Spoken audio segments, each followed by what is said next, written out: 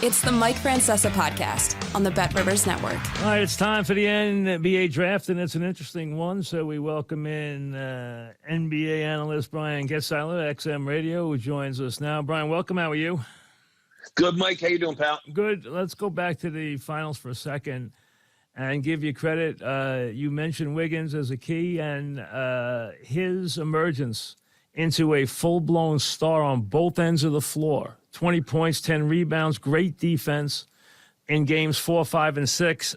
I thought was the biggest difference and the biggest key in the whole series for Golden State.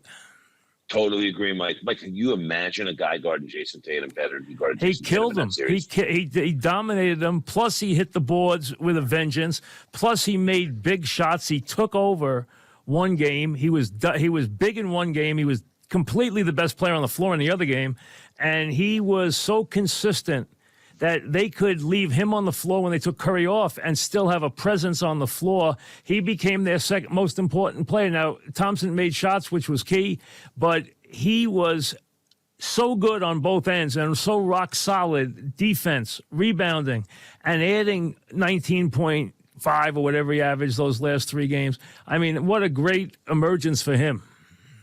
It really was. And the other thing, maybe one of my favorite things that he did in this series, and he did it consistently, when Boston was disciplined about getting their switches and getting whether it was Curry or Looney, Poole, switched on to Tatum, how good did Wiggins help at the rim, Mike? Oh, he was terrific. Shots, changing shots, right? Plus, how about some of his drives to the basket when they couldn't get a basket? I mean, including that one thunderous dunk, which was a dominant play and really you could tell rattled the Celtics.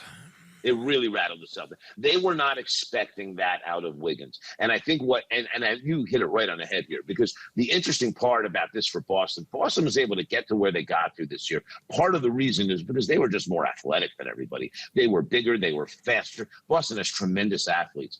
Andrew Wiggins in that series was the best athlete on the floor. And frankly, Mike, it wasn't close. No, and not only that, he could play the whole game. He didn't even have to come out of the game. He was never tired. Never gets tired. In tremendous shape, this kid. And listen, I have to tell you, when you look at what's happened over the course of his career, how much he's been maligned, but he's always been a hard worker. He just doesn't have that personality of being the guy that winning and losing is going to be on his shoulders. Bob Myers made the best trade in the NBA that we've seen in the last 10 years. Oh, it won him a championship. It absolutely won him a championship, and he has established himself as a star in this league on both ends of the floor. I mean, this guy played both ends and played major minutes, never got tired, and you rarely see a player emerge in the finals and become a bigger player and a bigger star. He emerged as a star in the finals. Yeah, and Mike, when you say he was their second most important player, you're 100% right. And really, he was closer to Curry's importance than he was Thompson's or No Green's. question. He was no question. And Kerr got to a point where he was not afraid to leave him on the floor and take Curry off. Correct. Well, because that's a tough team to guard. They needed to guard them. And Kerr knew that when he had Wiggins off the floor, there was no ability to have Tatum and Brown both defended appropriately. Klay Thompson did a nice job down the stretch of one of those games on Jaylen Brown, but Klay's about 65% of what he was. And not to say he can't get back to what he was, but you see it on the defensive end of the floor. The only other guy he had that could do even a decent job on either of them was Gary Payton. That's it. Wiggins was that important. But where Boston got away from Boston is when they stopped getting disciplined about creating those switches. Well, they lost that series, Game 4, 94-90 up with 5 minutes left. They could have put the series away, and they got outscored 17-3 the rest of the game. Yep. And let's be honest, they shrunk from that moment. And here's the thing about the Celtics. They just need a point guard. They turn the ball over so ridiculously. I never saw a team handle the ball worse in a big series in my life. Tatum had 100 postseason turnovers. They desperately need a legitimate point guard. Yep, and Mike, I believe Tatum had 26 turnovers in the finals. Jaylen Brown had 24 turnovers in the finals. The numbers were huge for those two. It was part of the problem the Celtics have. And the Celtics had a great season. It was a highly successful season. I'm not beating up on what happened. If you had told them they would go to Game 6 of the finals before the season began, they would have signed on immediately. Absolutely. So very successful season. But listen, my NBA radio partner, Sam Mitchell, taught me this years ago. When you have to have guys that come off your bench that have different strengths and skill sets than the guys that are in your starting lineup. The biggest problem the Boston Celtics have is White and Smart are too similar a type of player. That's the big issue. I'll give you guys a free agent, okay? And I don't know that the Celtics can go get him with their cap situation or whatever, but Tyus Jones of Memphis. Put Tyus Jones there, who takes care of the basketball, distributes, gets guys shots and spots. Hey, he's a really guy. Good player. I mean, he's really good player. Really good player. Highly underrated player. I totally agree. Here was the thing. You rarely see a coach give up on a player.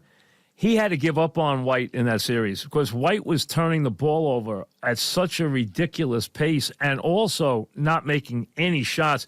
He was afraid to put White back in the game in Game 6. He couldn't, Mike, you hear this all the time. And I always go back when I talk about this term to Joe Torre and those late 90s Yankees teams when it came to his bullpen and guys in his lineup. Who did he trust in the big spots, right? Yep. Who can you trust? Kerr had, in the end, 8 guys that he could trust. That's a lot in the NBA Finals series. When push came to shove, Ime Udoka had 5.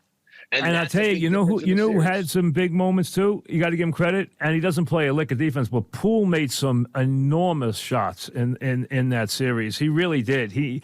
And I understand he's just a flat scorer, but he made some really big shots in that series. He really did. He changed Game 6, Mike. Yep. You look at Game 6 where that game turned on a dime. Udoka, who did a great job, by the way, by and large. But Udoka made a strange substitution, brought Peyton Pritchard in early to try, and I'm not sure why he did it that way. At the same time, Kerr went to Poole and Peyton, and the game shifted on a dime. And well, that's because I think he did it because White was having a nightmare. White went in the game and had a nightmare. He had a complete nightmare. He couldn't miss it. He couldn't make a shot, and he was turning the ball over every time down the floor. Yeah, White was the last couple of games. And he had a great playoff. The last couple of games, White was terrible. But they couldn't afford that kind of offensive inconsistency with the way that Golden State defended. And again, the other thing for the Celtics, and this is young teams learn this, they stopped hunting out the mismatches.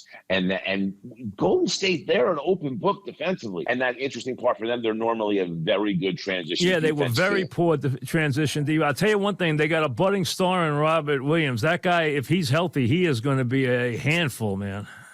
Fantastic young player. He really is. And it's funny because he's the kind of guy that changes games enough defensively that when you look over into this draft, you try to find guys that may have that same skill set, that are athletic like that and long and can block shots. Because the thing about the way they're situated, the Celtics, you can put Robert Williams on the weakest offensive player on the other team and allow him to wander, and he is really good at helping out and wandering. And he's so long.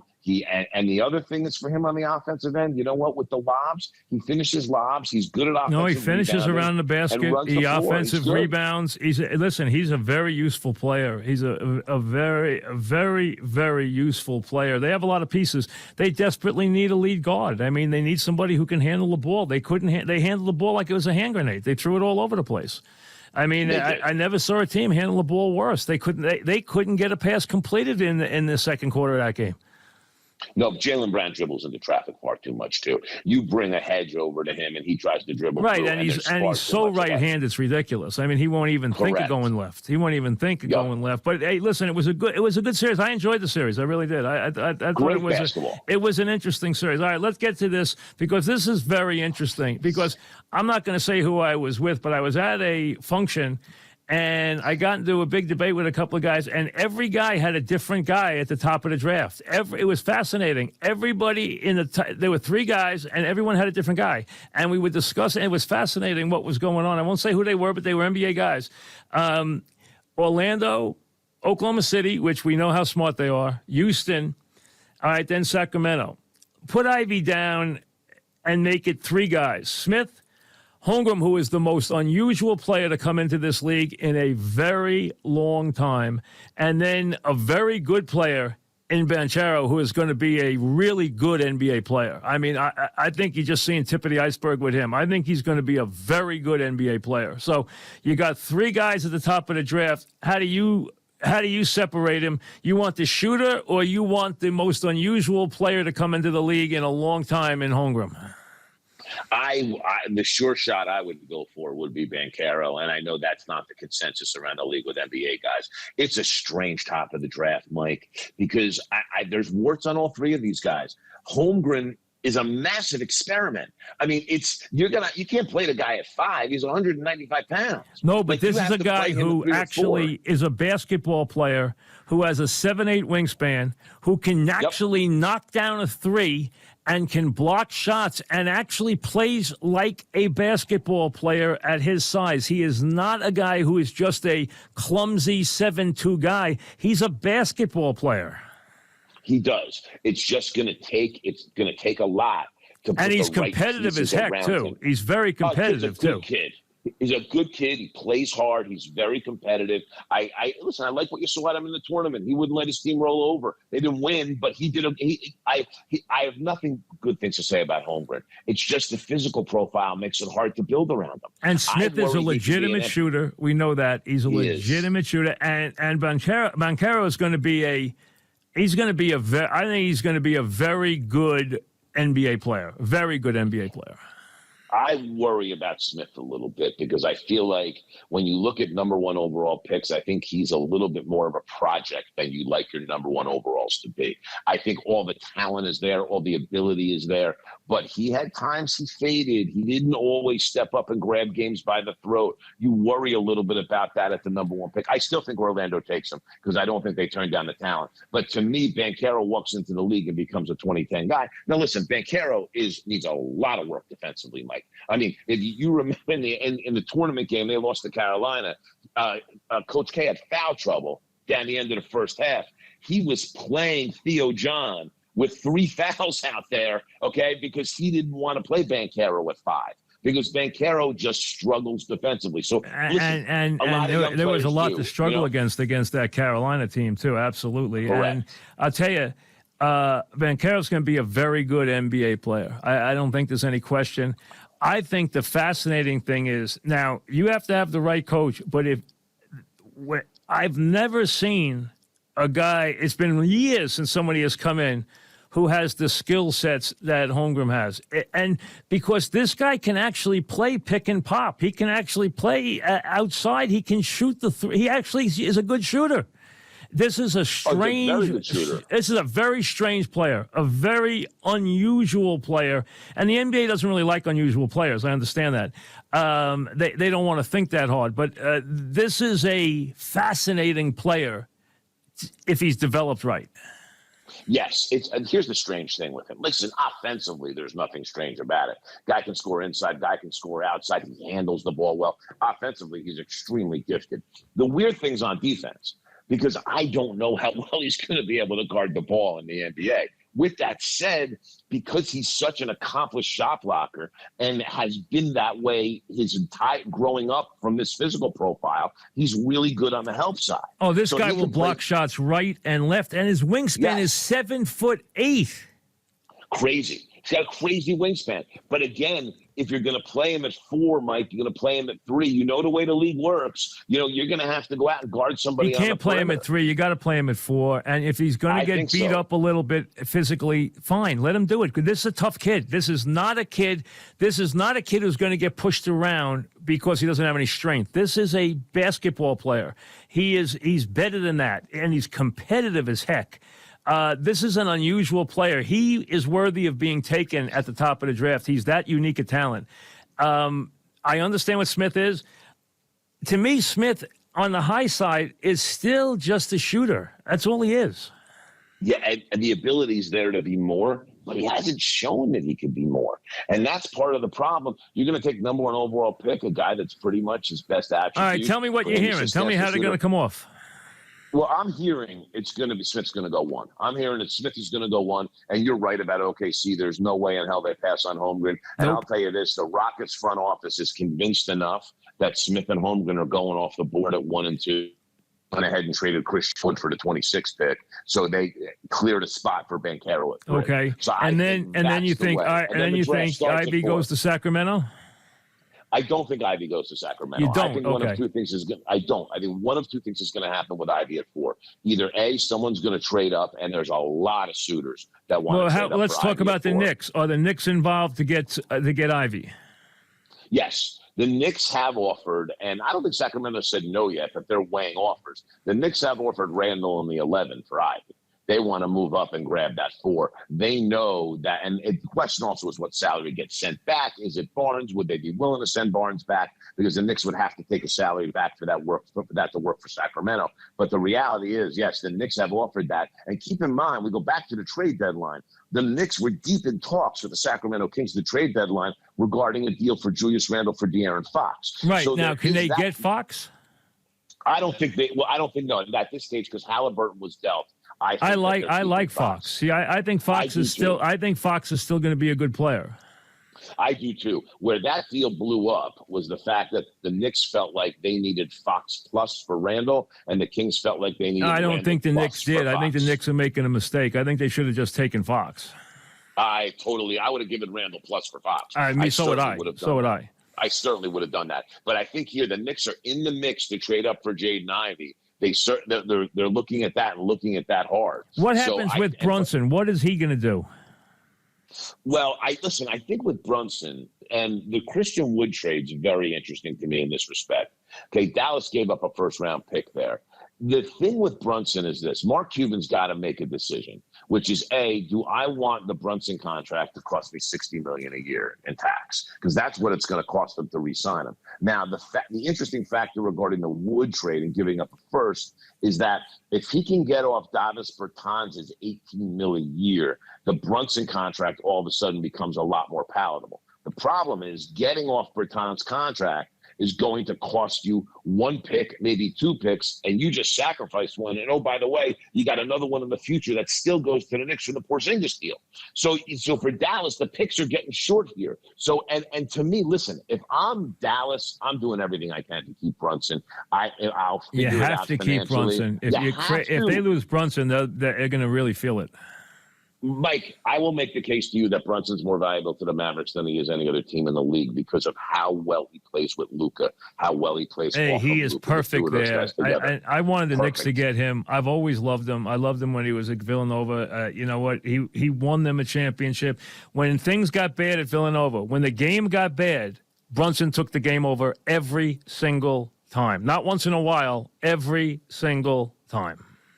Yep, and Dallas can't mess around here with Brunson because the Knicks are waiting. The Knicks are prepared, and Woj reported this yesterday, and I have heard this for a while. The Knicks are prepared to find homes for the last year of Rose's deal, the last year of Burks' deal, the last year of Noel's deal, and the last year of Walker's deal. Now, Rose and Burks are easy. They're not going to have to give up assets to get somebody to take both those guys. Burks, you can just give away to somebody that has a $10 million slot that'd be happy to take him in or a trade exception. Rose, you actually may get something for because Rose is valuable to a good team. The other two guys, you may have to give up something for. But the Knicks are prepared to do that. Listen, they went and hired Rick Brunson. They want Jalen there. The Brunsons, I know you know this, Mike, the Brunsons and the Roses have a very close relationship with two families. And his father's very involved.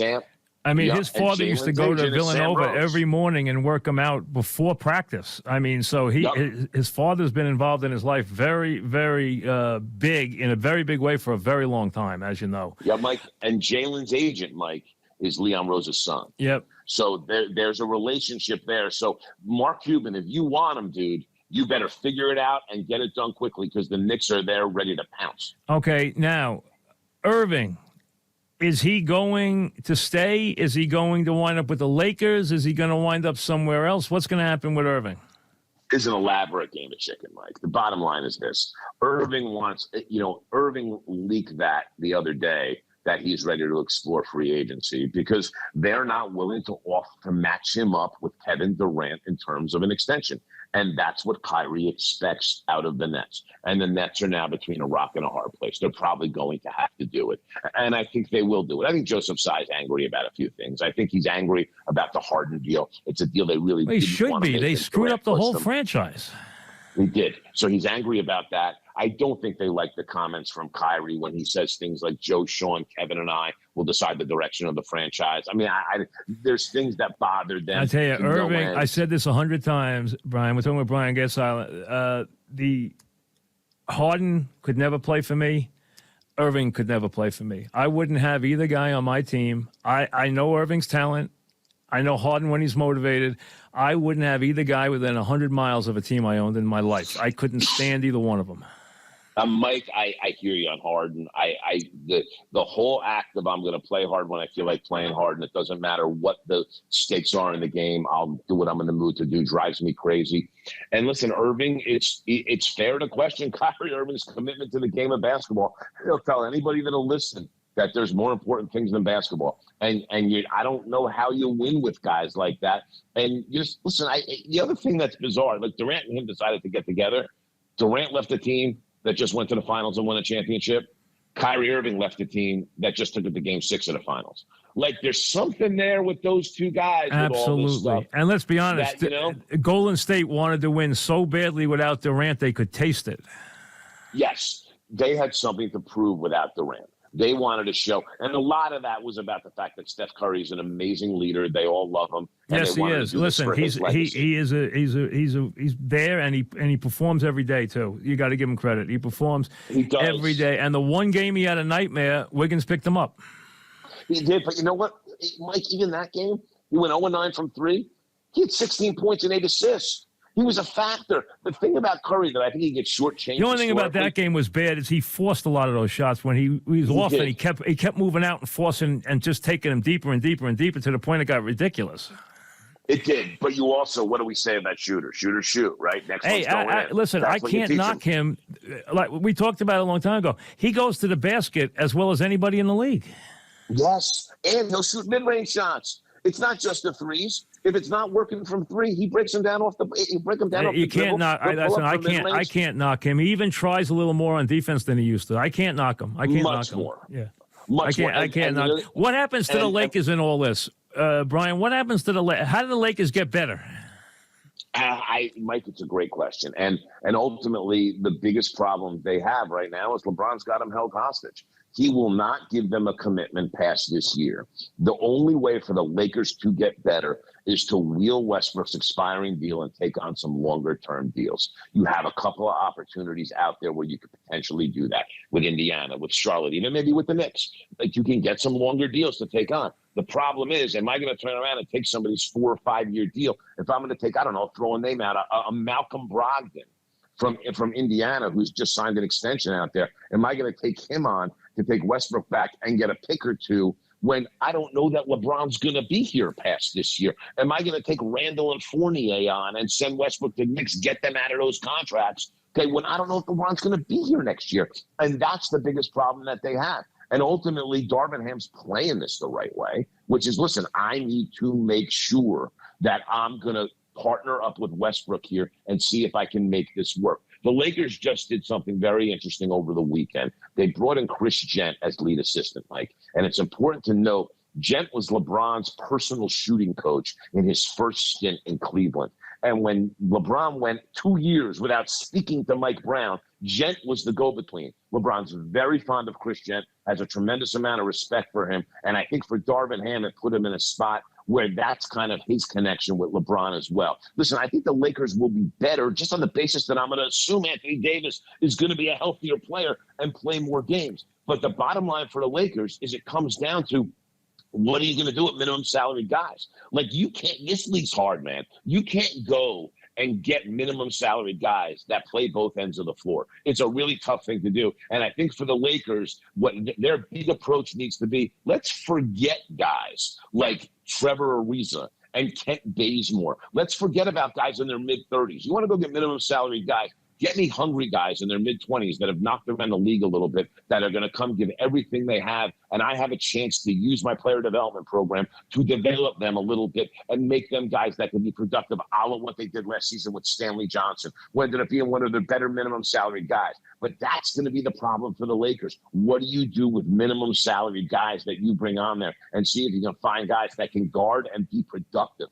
And that's going to be the big issue. They had, beyond LeBron and Anthony Davis, they had no one that could defend last year. And I don't care how good your defensive scheme is in this league, Mike. I don't care how good it is. If you don't have good individual defenders, you won't be a good defensive team. It's just that simple. And that's what the Lakers ran into. So I'll tell you, if LeBron's not going to give them a commitment beyond this year, they're very limited in the kind of moves they can make. Let's be honest. 2020 is the worst thing that could ever happen to the Lakers. Yes, because LeBron says, hey, I gave you a championship, okay, even though it was you want to say it was a real championship or not, but I gave you your championship, and now leave me alone, and I'll do what I want. And that's what it comes down to. I gave him that championship, so now he paid their bill. So that's it. And now he can worry about what he worries about, which is playing with his son somewhere, wherever that's going to be, and finishing his career that way more than winning. He doesn't, let's be honest. The problem with him now, he can still play. Maybe it's 25 good minutes now versus 38 good minutes it was last year or a year before. So now maybe it's that many minutes, and if you keep him on the floor for 30, you're asking a lot. He can't guard anybody anymore, but he can still put up 30 points any night that he wants. But Davis is always hurt. They can't handle anybody on the perimeter. They can't guard the three. They're going to have trouble playing in this league now at this age, advanced age, with those guys getting old. And let's be honest, LeBron's day as a defender is over. He can't guard anybody anymore. He doesn't guard anybody anymore, Mike. You're 100% correct. If I'm Darvin Ham, so here's my approach here. Because here's the one thing that LeBron does care deeply about, besides what you were just talking about playing with his son. He wants to pass Kareem on the all-time scoring list. And he wants to be able to stay healthy enough to do that. And if I'm Darvin Ham, I use that to work with this Westbrook thing. Gotcha. LeBron's got to make changes if the Westbrook thing's going to work, Mike. And what I'm going to get Westbrook out of there. That's the worst thing I've ever seen. Westbrook became the worst player I've ever seen, who was once a good player last year. He was the worst player I've ever seen. Like it. I've never seen anything like it. My God, he became a detriment on both ends of the floor. This is a guy who used to be a top player. Yes.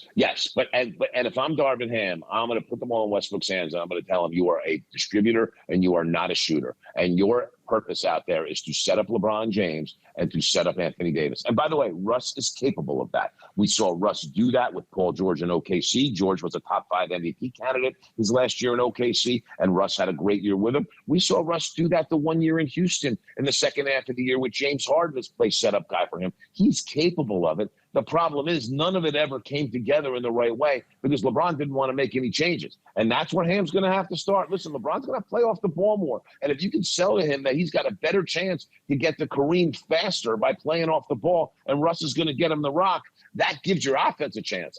You need defense too, and I don't know that's even possible with what they have and what they're going to be able to go get. We're talking with Brian Geltzeiler. We're going to get back to the draft in a second. The other thing I want to talk about for a second is Phoenix, because let's be honest.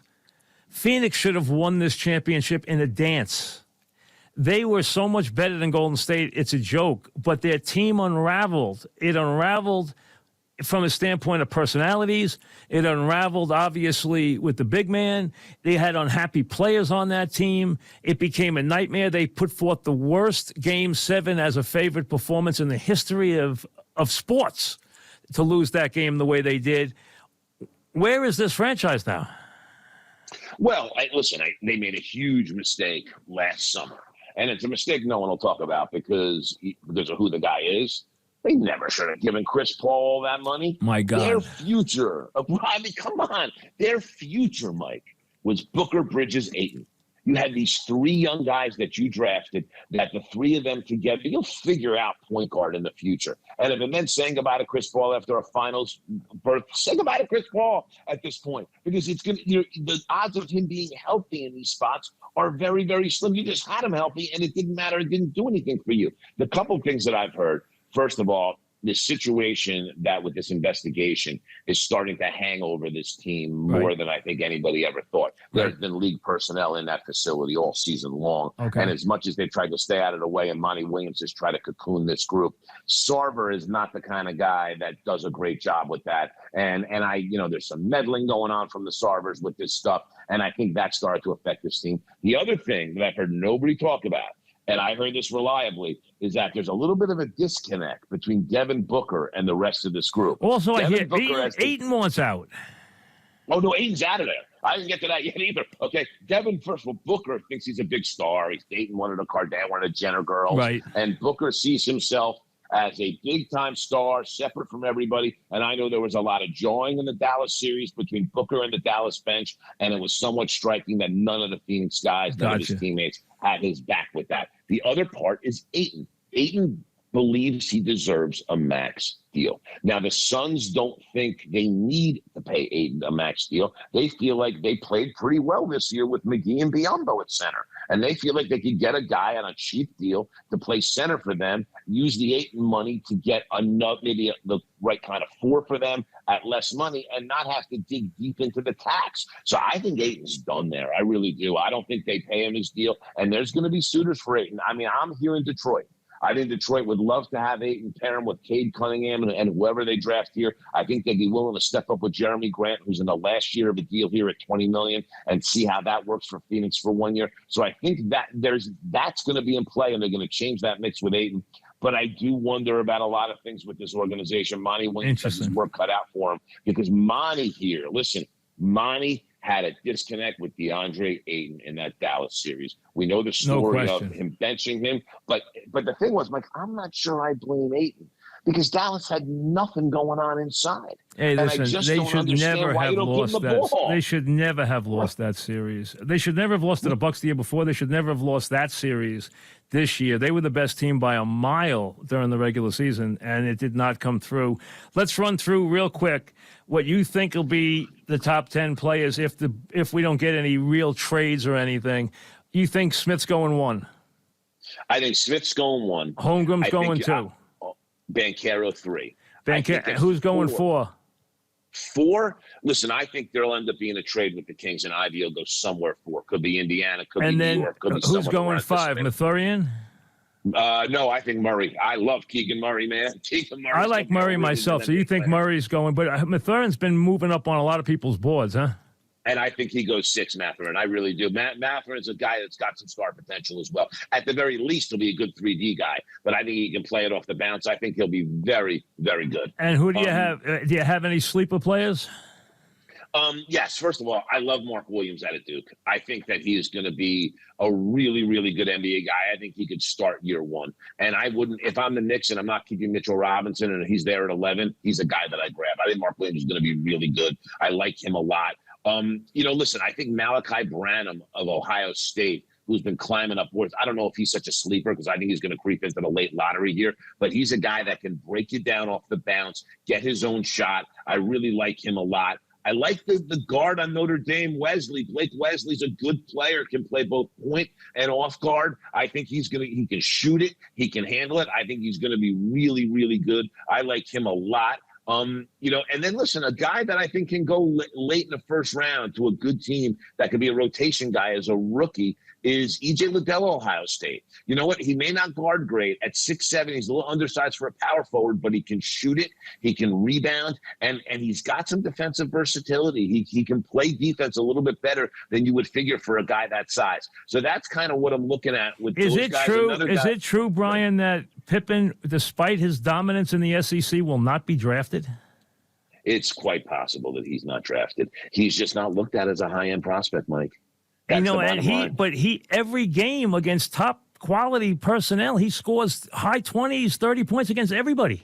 He does. They don't love his profile, Mike. They don't love his physical profile. They don't necessarily think he's quick enough. Listen, I think he hooks on with somebody because of his name. And I think at that point he'll have an opportunity to prove himself. And the kid plays hard and he's a good kid. I think he'll end up hooking on with somebody, but he very well could go undrafted. Another guy, Mike, that's interesting. Another son of a former NBA player. Watch Ron Harper Jr. Played very well for Rutgers. Made a lot of big shots too.